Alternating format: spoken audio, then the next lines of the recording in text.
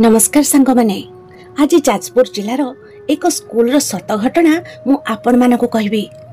School रे एकदम दौड़ा दौड़ीर चहल खेलीगला। यह ब्रेक शेष होबार समय थिला।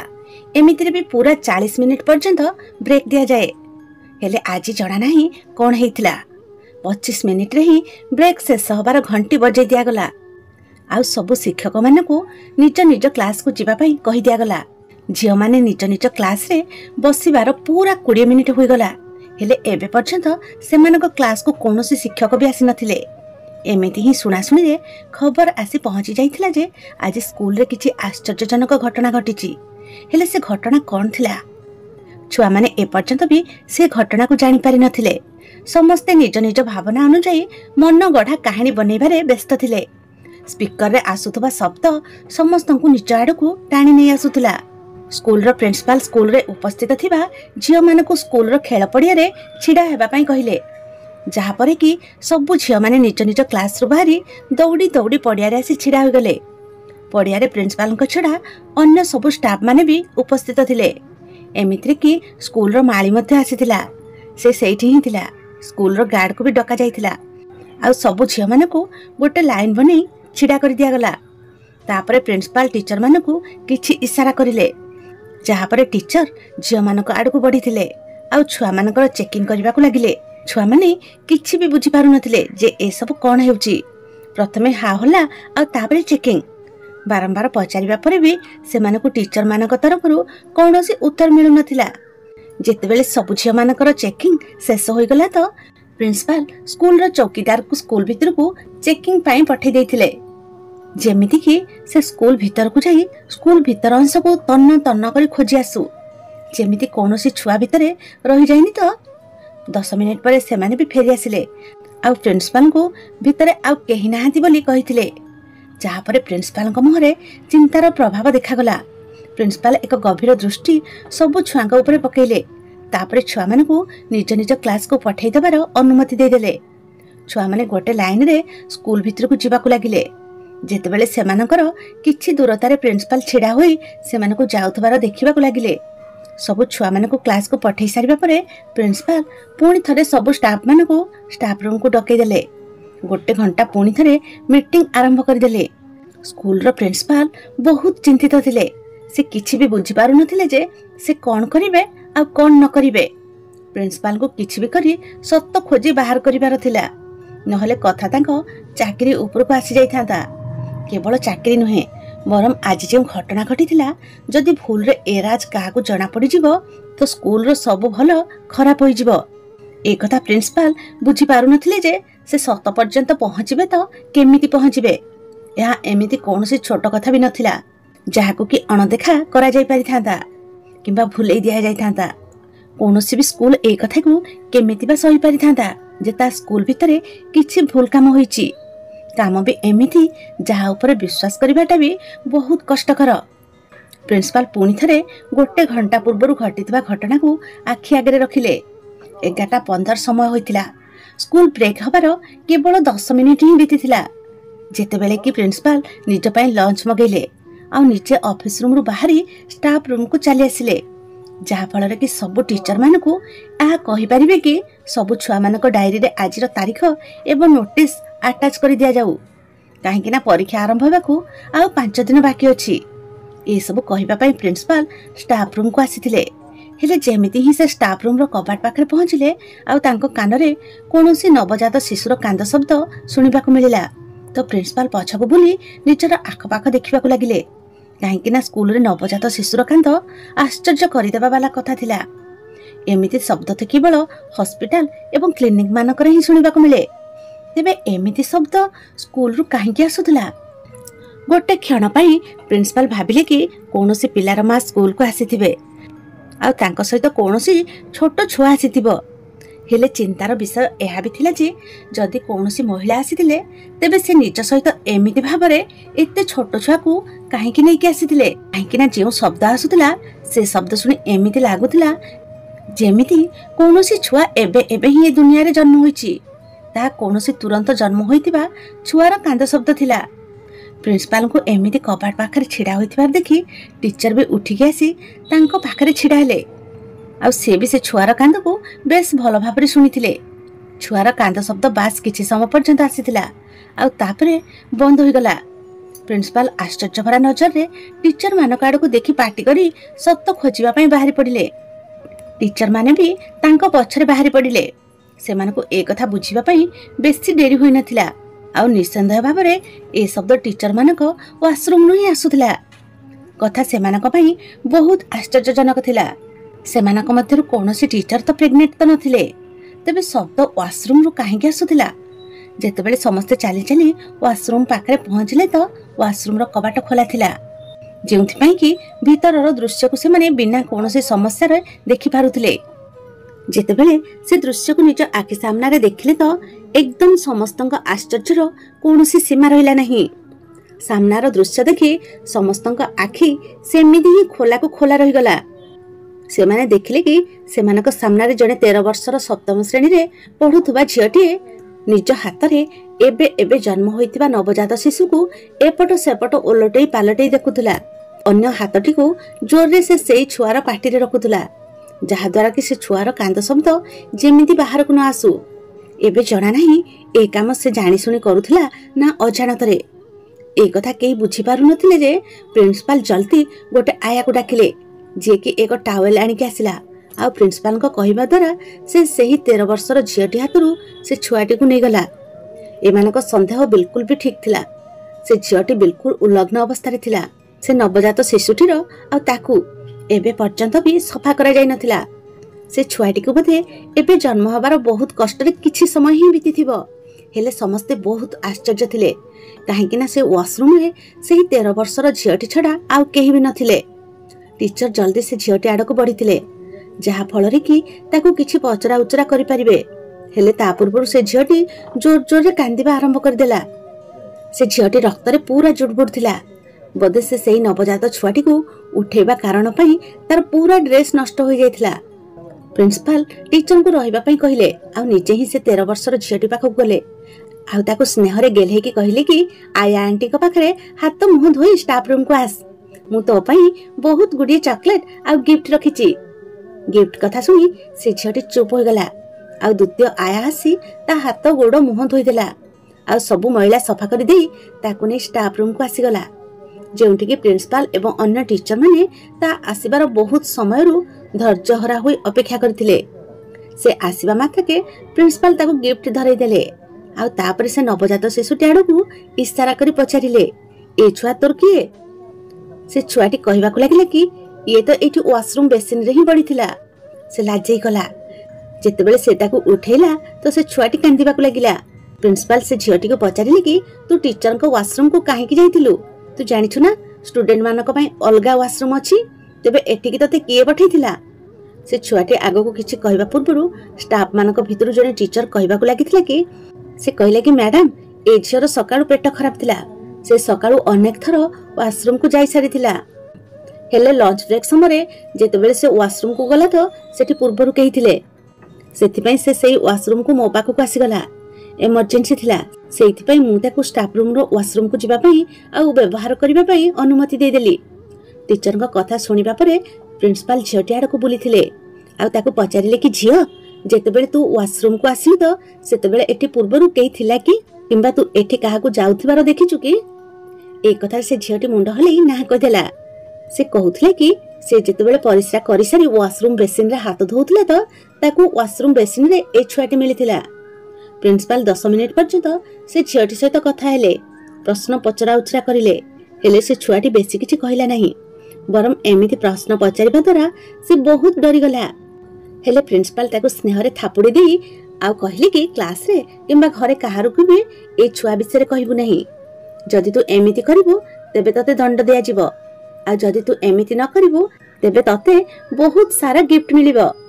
ପ୍ରିନ୍ସିପାଲ ଜାଣିଥିଲେ କି ସେ ପିଲାମାନଙ୍କୁ କେମିତି ହ୍ୟାଣ୍ଡେଲ କରାଯାଏ।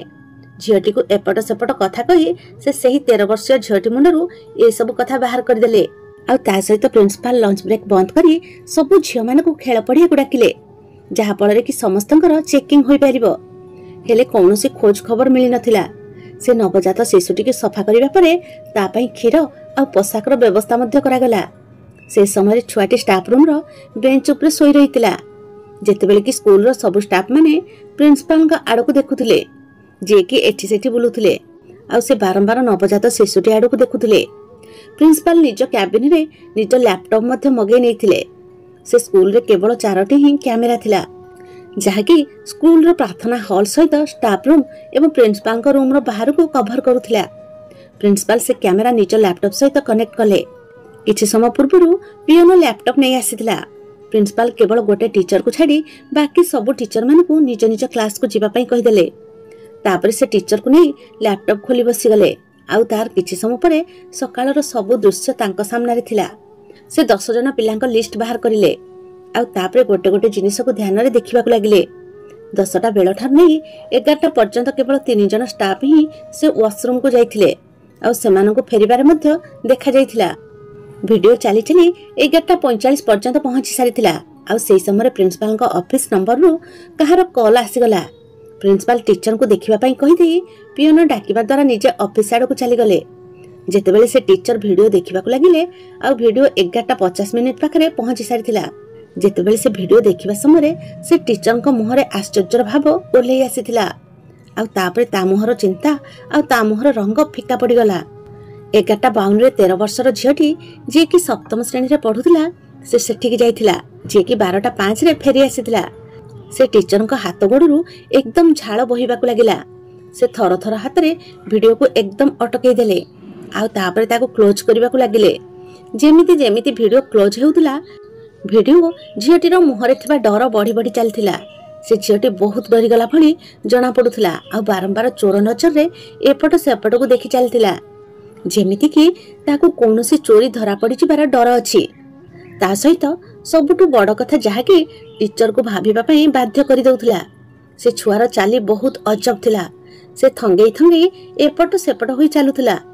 ତା ସହିତ ତା ହାତରେ କିଛି ଥିଲା, ଯାହାକୁ କି ସେ ନିଜ ସାଇଡରେ ଧରି ଲୁଚେଇବା ପାଇଁ ଚେଷ୍ଟା କରୁଥିଲା। ସେ ଟିଚର ଏସବୁ ଦେଖିବା ପରେ ସବୁ ଘଟଣା ବୁଝି ଯାଇଥିଲେ। ଚିନ୍ତାର କାରଣ ଯୋଗୁଁ ତାଙ୍କ ମଥାରୁ ଝାଳ ବୋହିବାକୁ ଲାଗିଲା। ତାଙ୍କୁ ଏକଦମ ସେ ଝିଅଟି ଉପରେ ରାଗ ଆସିଗଲା, ହେଲେ ତାପରେ ସେ ବହୁତ କଷ୍ଟରେ ନିଜ ରାଗ ଉପରେ ନିୟନ୍ତ୍ରଣ ମଧ୍ୟ କଲେ, କାହିଁକି ନା ତାହା ରାଗିବାର ସମୟ ବିଲକୁଲ ବି ନଥିଲା।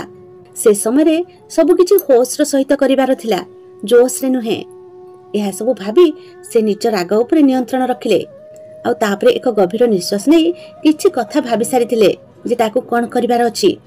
ସେ ଥରେ ଆଖି ଉଠେଇ ଷ୍ଟାଫ ରୁମ୍ର କବାଟ ଆଡ଼କୁ ଦେଖିଲେ, ଆଉ ତାପରେ ସାମ୍ନାରେ ବସିଥିବା ଆୟାକୁ, ଯିଏକି ବାରମ୍ବାର ତାଙ୍କୁ ପଚାରୁଥିଲା ଯେ ମ୍ୟାଡାମ କିଛି ମିଳିଲା ନା ନାହିଁ। ସେ ଆୟାକୁ ନିଜ ପାଇଁ ଚା ବନେଇ ଆଣିବା ପାଇଁ କହିଦେଲେ, ଆଉ ତାପରେ ଆୟା ଚାଲିଯିବା ପରେ ସେ ଜଲ୍ଦି ଜଲ୍ଦି ଲ୍ୟାପଟପକୁ ଉଠେଇ ନିଜ କୋଳରେ ରଖିଦେଲେ। ତାପରେ କେବଳ 5 ମିନିଟ୍ ହିଁ ଥିଲା। ତାଙ୍କୁ ଯାହା ବି କରିବାର ଥିଲା ଏହି 5 ମିନିଟ୍ ଭିତରେ ହିଁ କରିବାର ଅଛି। ସେ ଜଲ୍ଦି ଜଲ୍ଦି ଆଙ୍ଗୁଠି ଚଳେଇଲେ, ଆଉ ପୁଣି ଥରେ 3 ମିନିଟ୍ ପରେ ତା ମୁହଁରେ ଏକ ଶାନ୍ତିର ଲହରୀ ଖେଳିଗଲା। ସେ 11:50ଠୁ ନେଇ ସବୁ ଭିଡିଓ ଡିଲିଟ୍ କରିଦେଲେ, ଆଉ ତା ଜାଗାରେ ଆଉ ଏକ ଭିଡିଓ ଆଟାଚ୍ କରିଦେଇଥିଲେ। ଏମିତି ବି ଏସବୁ କାମରେ ସେ ଟିଚର ବହୁତ ଏକ୍ସପର୍ଟ ଥିଲେ। ଆଉ ତାପରେ ସେ ସେହି ଲ୍ୟାପଟପକୁ ପୁଣି ଥରେ ଟେବୁଲ ଉପରେ ରଖିଦେଲେ, ଆଉ 11ଟା ବେଳର ଭିଡିଓ ଚଲେଇଦେଲେ। ଏହି ସମୟରେ ପ୍ରିନ୍ସିପାଲ ଷ୍ଟାଫ ରୁମ୍ ଭିତରକୁ ପ୍ରବେଶ କଲେ।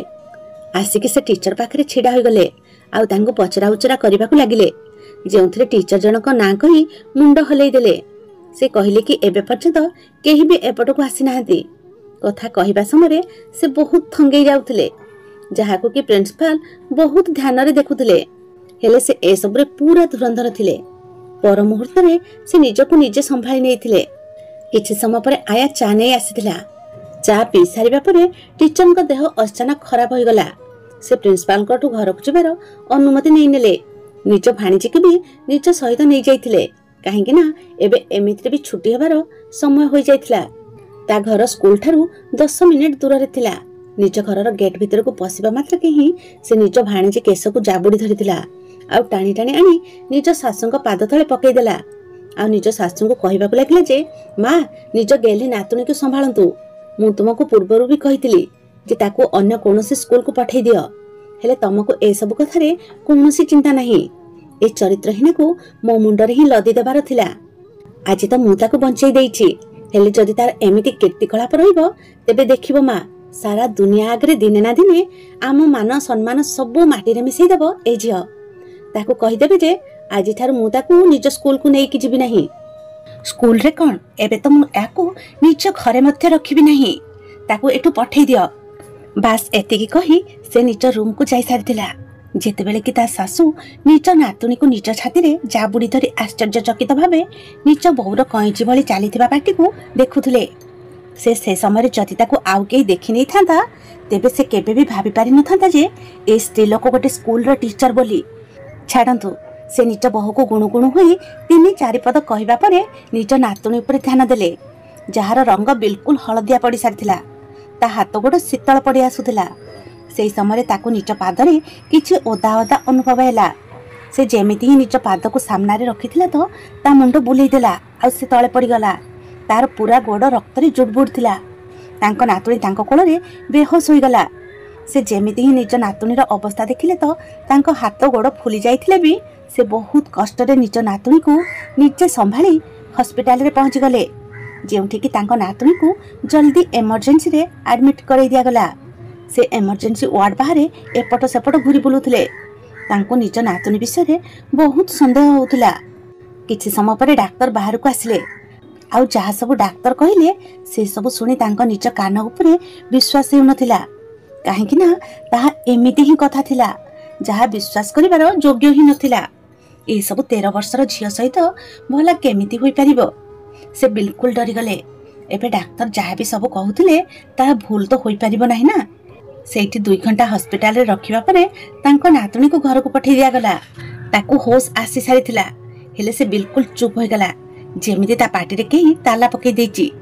1000 थर डाकिबा पर मध्य से किछि कहि नथिला।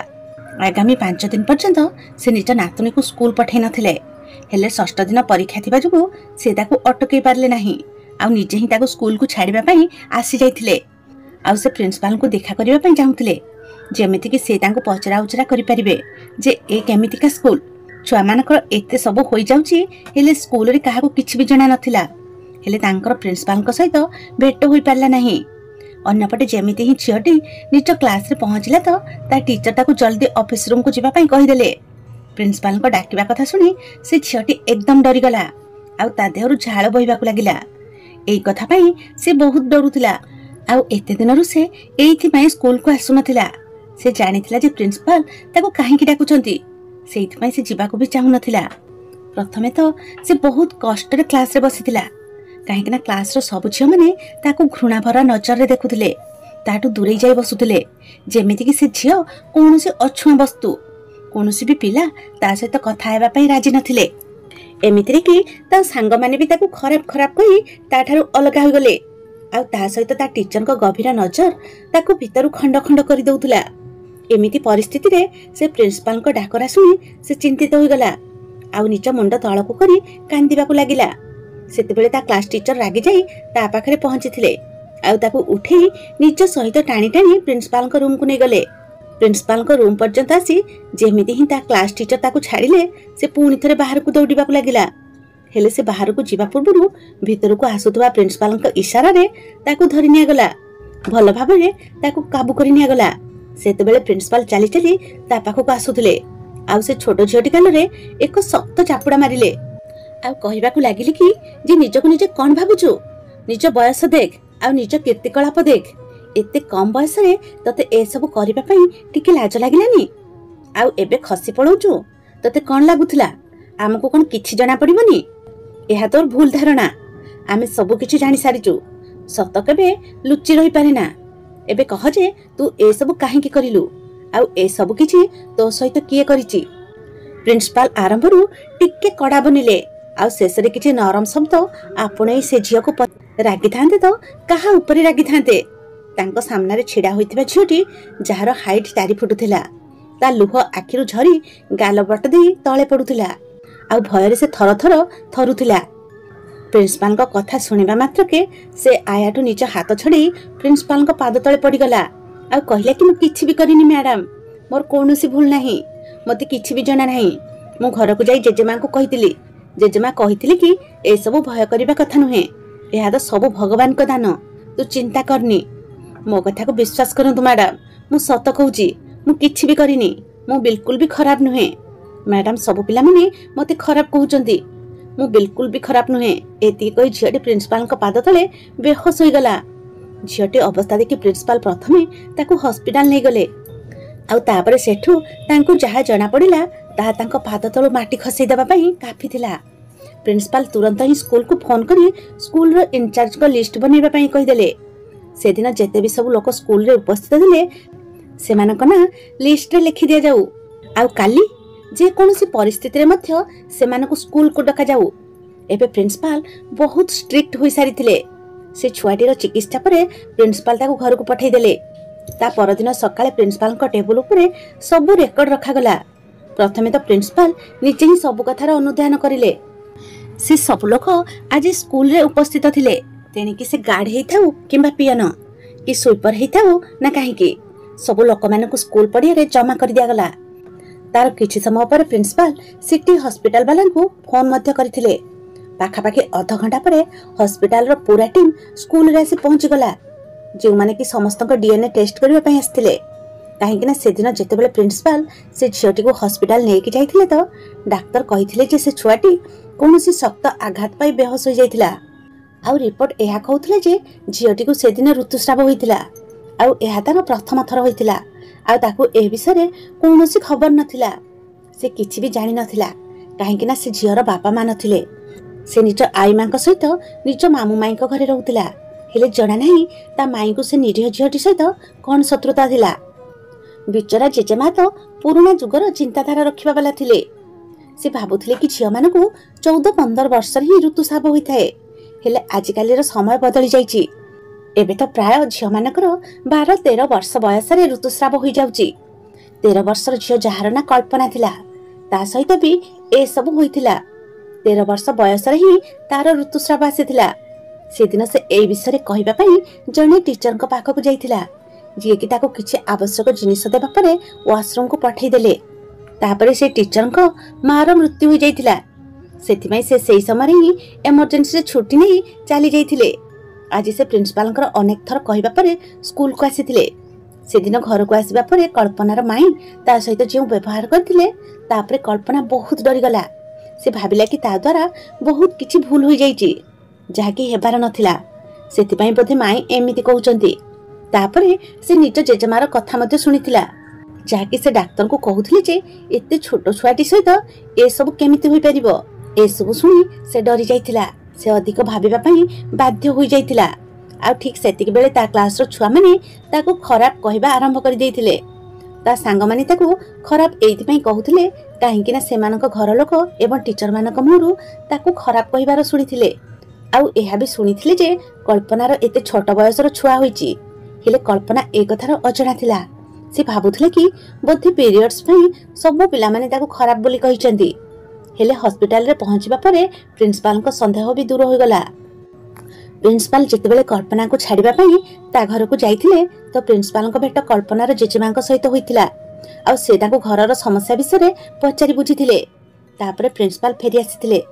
तापरे प्रिंसिपल से नवजात शिशु को हॉस्पिटल रे एडमिट करै रखिथिले। आउ ए सबरो परीक्षा करिबा पई एक टीम मध्ये डका जाइथिला। सेथिपई तापर दिन स्कूल रे पूरा टीम पहुंची सारिथिले। सब लोकंकर डीएनए टेस्ट करा गला।